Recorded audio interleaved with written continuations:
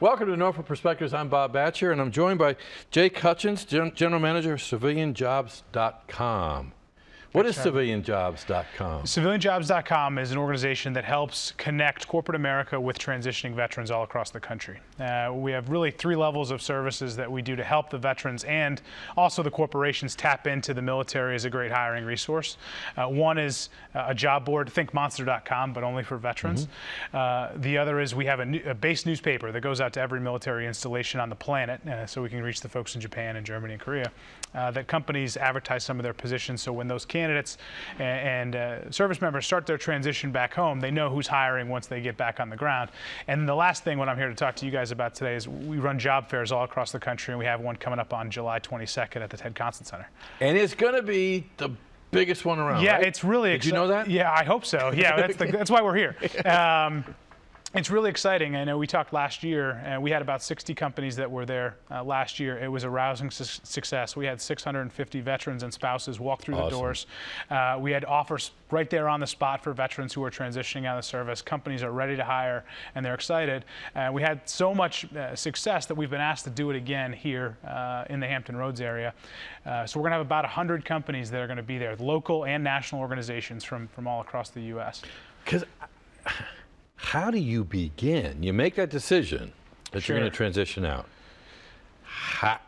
So it's really connecting those dots, and you can do it right there at the TED. Yeah, we can do it right there at the TED, which is great. And you know, that's a broad question, right? You know, Yeah. The veteran themselves has some outstanding tangible skill sets, right? You could talk about a mechanic. You could talk about a jet engine mechanic. You could talk about an electronics candidate that's coming off of a Navy nuclear submarine. You could talk about the Navy nuclear electrician that is working on a Navy nuclear reactor right there, right? So there's a hard skills that we could talk about.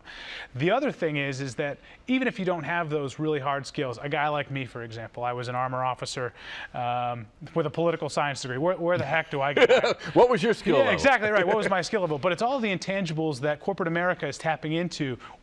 The military candidate is trainable. And more importantly, they know how to train others once they've learned that job.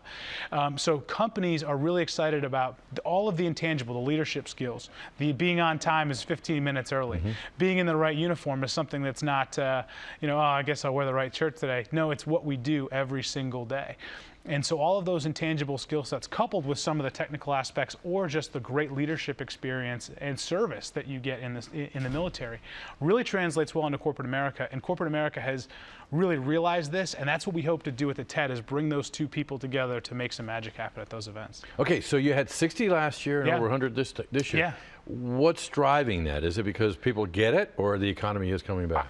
You know, I'm not a big subject matter expert on the economy. What I will tell you is that the environment for transitioning veterans has not been better in a long, long time. There is a great sentiment out there that companies are really coming around to understanding what those tangible skill sets are and understanding what those intangible skill sets are. And then how does that veteran fit into the puzzle of our organization? And a veteran hire is a good hire, and we've seen a lot of success now. It continues to snowball. We talk a lot about companies that have already hired a veteran and say, wow, that candidate is doing a fantastic job. We hired him last year at the TED. How do we get 4 more like them? The military, whether we know it or not, being in the service, we're running duplicate, right? I left being a cavalry officer. There was a guy who's just like me, who's filling that billet right now, 6 years later. And so we can run that in duplicate, and companies have tapped into those resources and keep coming back for more. Okay, do you mind? I want to go back about 10 years in Jake's life. Okay. Where were you about 10, 12 years ago?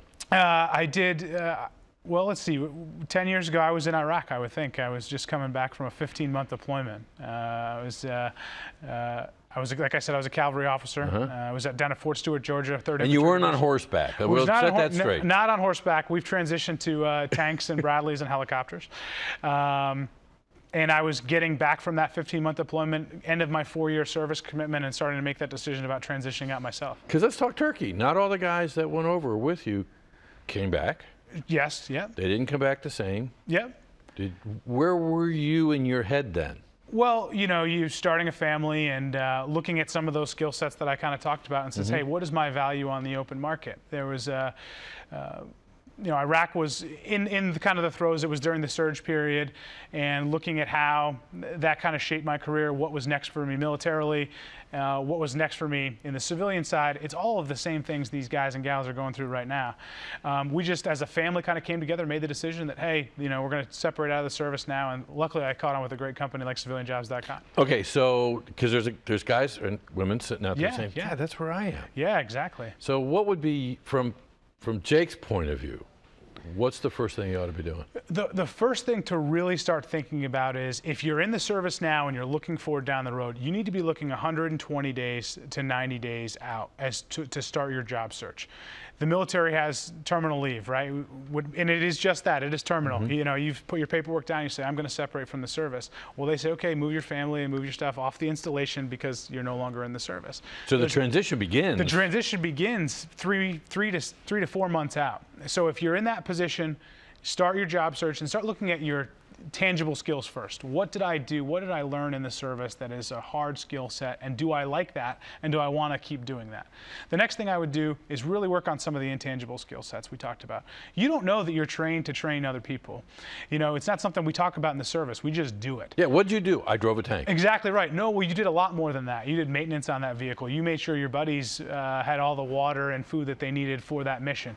You made sure that you understood 3 and 4 levels above you in the event something bad happened. You knew what the right radio channels were. All of those things say, hey, I drove a tank, but all of those things combined is a young 22-year-old that understands the full picture of a much larger operation. And then you can translate that into corporate America and talk about, hey, I understood my job, but I also understood the job of people 3 and 4 levels above me, and I'm looking to grow inside of that organization. So before the man or woman comes into to it on July 22nd, kind of run that through their head so they don't come in saying, I drove a tank. Yeah, practice your elevator speech, dress for success, all that other stuff. What is dress for success? Yeah, suit and tie, right, suit and tie. Always. Yeah, always, come always. on, other people will be there with a golf shirt. No, suit and tie. When you're interviewing, you're in suit and tie. Or if you're just coming off a naval shipyard, duty uniform's okay for that day. We understand it is a military job fair, and the organizations that are going to be there understand that. Jake, let's talk suit. Is it the one with the wide stripes and Yeah. let's go party? Yeah, coal or dark gray or black. White shirt, and we call power tie, right? So typically a red hue. So if you have one suit, you don't want to stand out in a crowd every time you wear it. Yeah, that's the conservative is the way to go. The conservative is the way to go. The other thing that's cool too, Bob, is that at CivilianJobs.com, if you can pre-register for that event, so if you can go online and set up a profile, what we're going to do is we're going to go look at some of the skill sets you already have and what the employers are hiring for, and we're going to match those up ahead of time. And what we're going to do is the employers are going to get the resumes of those candidates that are already matched to them, those transitioning veterans that already matched them ahead of time. And once you arrive and say, hey, I'm Bob and I registered for this event, we're going to give you a sheet of the companies that already have your resume ahead of time. What that's going to allow you to do is say, hey, go check out Noranda Aluminum or the Norfolk Police Department or Amazon.com. They already have your resume. We've already matched you up skill set wise. It's going to make that conversation a lot more easier. As long as you're dressed for success, have a couple copies of your resume and practice that elevator speech. Okay, I got about 30 seconds left. Yeah. Skill set's important. Yep. Where does passion fit in? Oh, we all had some sort of passion. It's complete volunteer service, right? Translating that into I am looking for my next career and I'm looking to succeed in my next career goes a long, long way. Companies are willing to train the veterans. Companies are willing to invest in the veterans. It's about you saying, hey, I'm out of the service, I'm ready to be successful, and you come and get a job.